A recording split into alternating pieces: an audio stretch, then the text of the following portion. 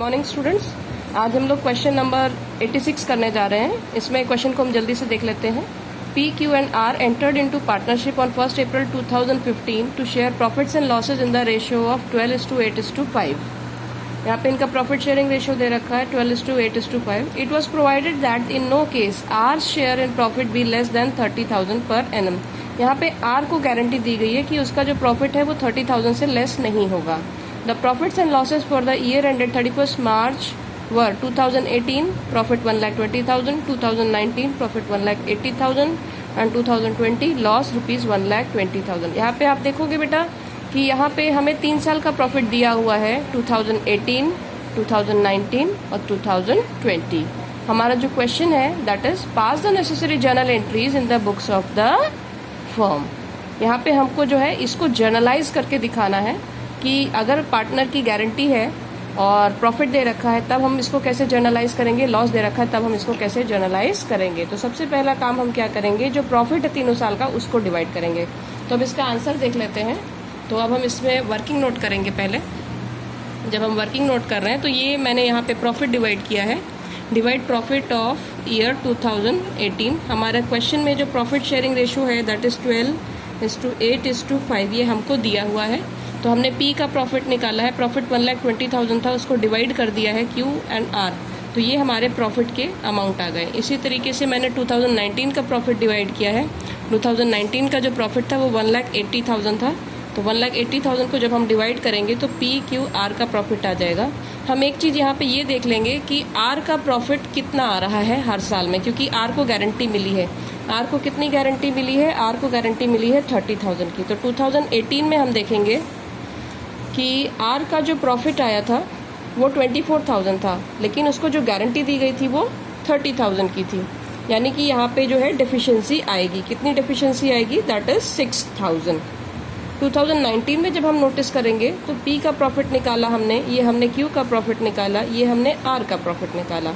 जब हमने आर का प्रॉफिट निकाला तो यहाँ पे हम देख रहे हैं कि यहाँ पे उसके हिस्से में कितना प्रॉफिट आ रहा है 36,000, लेकिन हमने गारंटी तो 30,000 की दी थी। तो अब हम क्या करेंगे, पैसे उससे वापस लेंगे? नहीं, हमें उससे पैसे नहीं वापस लेने हैं। जो मैक्सिमम अमाउंट है, ग्रेटर अमाउंट है, वो हमें उसे दे देना है। यानी कि ये पूरा 36,000 उसको प्रॉफिट दे दिया जाएगा। यहाँ पे डेफिशिएंसी नहीं आएगी। अब ये है हमारा तीसरा साल। तीसरे साल में अगर आप देखेंगे 2020 में यहाँ पे फर्म को प्रॉफिट नहीं हुआ है, फर्म को हुआ है लॉस। लॉस कितने रुपए का, 1,20,000 का। यही चीज़ ध्यान देने वाली है कि यहाँ पे जब लॉस है तब इसका ट्रीटमेंट कैसे करना है। तो पहला स्टेप तो यही है, जैसे कि हम हमेशा करते हैं, हम इसको डिवाइड कर लेंगे। हम इसको पार्टनर्स के बीच में डिवाइड करेंगे। तो अगेन 1,20,000 को हम 12:8:5 में डिवाइड करेंगे। हमारा सेम आंसर आएगा जैसा कि 2018 में आया था, लेकिन वो प्रॉफिट था, ये लॉस है। तो ये सारी फिगर्स हमारी नेगेटिव रहेंगी। तो मैंने इसलिए इसको ब्रैकेट के अंदर रख दिया है ताकि आपको समझ में आए कि ये सारी चीज़ें लॉस हैं। तो हमने देखा कि पी को भी लॉस हो रहा है, क्यू को भी लॉस हो रहा है, आर को भी लॉस हो रहा है। अब हम यहाँ पे डेफिशिएंसी देख लेते हैं। ये मैंने वर्किंग नोट नंबर 3 में डेफिशिएंसी निकाल दिया है। ये हमारी वर्किंग नोट नंबर 3 है, ये हमारी वर्किंग नोट नंबर 2 थी, ये वर्किंग नोट नंबर 3 है। यहाँ पे आर की जो गारंटी है वो 30,000 है। हमने ईयर वाइज निकाला है। 2018 में जो डेफिशिएंसी है ये गारंटीड अमाउंट है, ये गारंटीड अमाउंट है, और 24,000 की डेफिशिएंसी, 24,000 का उसको प्रॉफिट मिल रहा है। तो डेफिशिएंसी आई 6,000 की। इस 6,000 रुपीज़ को कौन पे करेगा, इस 6,000 रुपीज़ को पी और क्यू पे करेंगे अपने प्रॉफिट शेयरिंग रेशियो में। तो हमें उनका प्रॉफिट शेयरिंग रेशियो निकालना होगा। तो निकालने का तरीका है, ये देखिए यहाँ पे रेशियो लिखा हुआ है, पी क्यू आर का ये रेशियो है। ये पी पार्टनर है, ये क्यू है, ये आर है। तो हमें पी और क्यू का रेशियो चाहिए। तो पी और क्यू के बीच में रेशियो है 12:8। हम इसको सिंपलेस्ट फॉर्म में लेके जाएंगे तो ये 4 से डिवाइड हो जाएगा, ये हो जाएगा 3:2। तो इस 6,000 को हम 3:2 में पार्टनर्स के बीच में डिवाइड करेंगे। तो जब हम डिवाइड करेंगे तो ये डिवाइड होकर के आएगा 3,600 और 2,400। यानी पी को 3,600 रुपीज़ अपने प्रॉफिट से देने हैं और क्यू को 2,400 रुपीज़ अपने प्रॉफिट से देने हैं। ये 2018 का हो गया। अब 2019 में मैंने आपको बताया था 2019 में क्या हुआ है, कि हमारा जो गारंटीड अमाउंट था वो 30,000 था और प्रॉफिट हमारा आया था 36,000। तो यहाँ पे कोई डेफिशिएंसी नहीं है, इसलिए मैंने लिख के दिया है नो डेफिशिएंसी। इसके बाद क्या हुआ, 2020 आया। 2020 में QR को गारंटी दी गई थी 30,000 की और उसको लॉस हुआ था 24,000। ये लॉस हमने वर्किंग नोट से निकाला है यहाँ से। तो 24,000 का लॉस और 30,000 की गारंटी, ये दोनों जो फिगर्स हैं इनको हम ऐड कर लेंगे। तो ऐड करने से टोटल आ जाएगा 54,000। तो टोटल 54,000 रुपीज़ जो हैं R को मिलेंगे। देगा कौन, P और Q देंगे।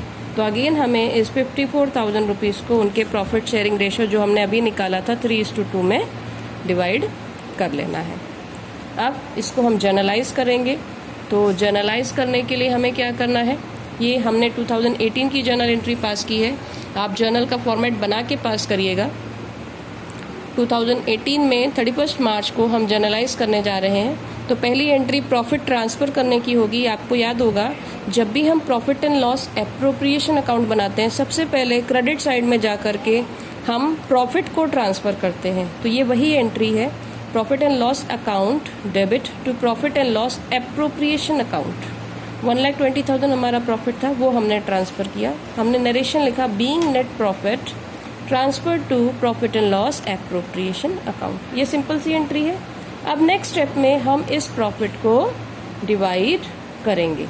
तो डिवाइड हमने किया, profit and loss appropriation account debit to P's capital account, to Q's capital account, to R's capital account. यहाँ पे जो प्रॉफिट का अमाउंट है आप देखेंगे वर्किंग नोट के अमाउंट से मैच नहीं कर रहा है, अमाउंट डिफरेंट है। उसके पीछे रीज़न है क्योंकि 2018 में डेफिशिएंसी थी 6,000 रुपीज़ की। P और Q ने अपने अपने अकाउंट से पैसे निकाल करके R को दिए हैं, तो उसका कैलकुलेशन मैंने यहाँ पे किया है।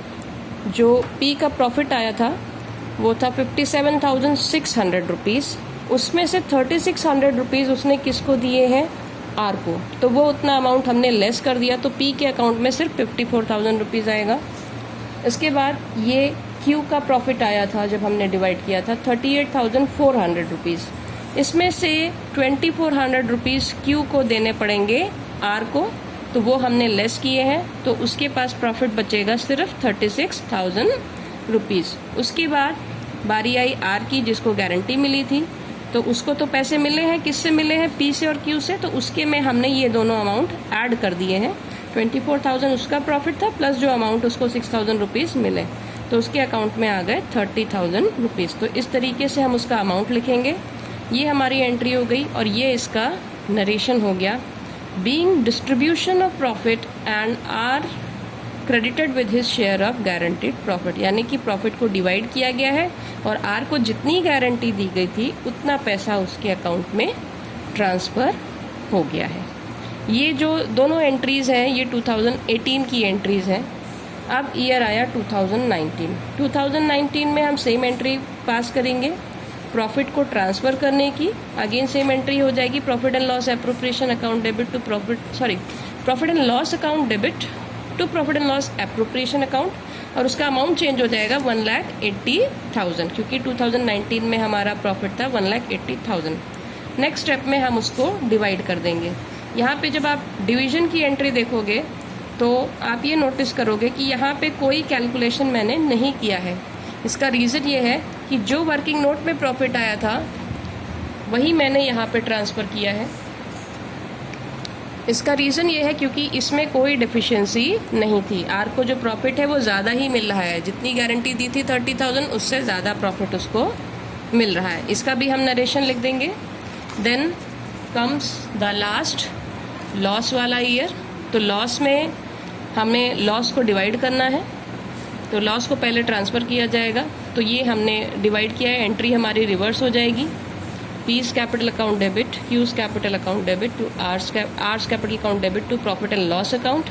ये 1,20,000 का प्रॉफिट है और ये डिवाइड हुआ है। अब आप कहिए यहाँ पे ये एप्रोप्रिएशन में क्यों नहीं गया, तो आपको बता दें profit and loss appropriation account तभी बनता है जब प्रॉफिट होता है, और इस साल हमें लॉस हुआ है, इसलिए हमने यहाँ पे एप्रोप्रिएशन अकाउंट में ट्रांसफ़र करने की एंट्री नहीं पास की है, हमने डायरेक्टली लॉस को डिवाइड किया है और लॉस जो है वो trading profit and loss account में ही डिवाइड हो जाएगा।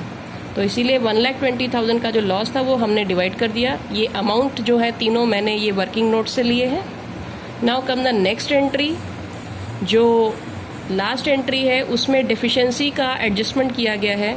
डेफिशिएंसी का एडजस्टमेंट करने के लिए दो चीज़ें नोटिस की गई हैं। पहला तो उसका जो 30,000 रुपीज़ का गारंटी था वो, और उसमें प्लस करना है 24,000 रुपये का लॉस, तब जाके उसको टोटल 54,000 रुपीज़ मिलेंगे। तो ये 54,000 रुपीज़ हमने प्रॉफिट शेयरिंग रेशियो में डिवाइड कर दिए हैं पी और क्यू के। दैट वाज 3:2 और ये उनके अमाउंट है। तो पी और क्यू जो है अपने कैपिटल अकाउंट से पैसे निकाल करके आर के कैपिटल अकाउंट में ट्रांसफ़र करेंगे। So the final entry will be P's capital account debit, Q's capital account debit to R's capital account. ये दोनों डेबिट इसलिए हुए हैं क्योंकि ये लोग पैसे दे रहे हैं, और ये क्रेडिट इसलिए हुआ है क्योंकि इसके अकाउंट में पैसे आ रहे हैं। तो ये हमारी फाइनल एंट्री है। हम इसका नरेशन लिखेंगे, being deficiency of R met by P and Q in the ratio of 3:2। तो इस तरीके से हमें जर्नल एंट्रीज पास करनी है इस क्वेश्चन में। ओके, समझ में आया?